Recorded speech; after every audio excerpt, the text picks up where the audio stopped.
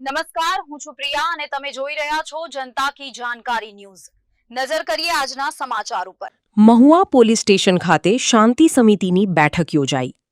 મહુવા શહેરના police station ખાતે હિન્દુ મુસ્લિમ સમાજના આગેવાનો સાથે મહુવાના ડીવાયએસપી રીમાબા ઝાલાએ શાંતિ સમિતિની બેઠક કરી।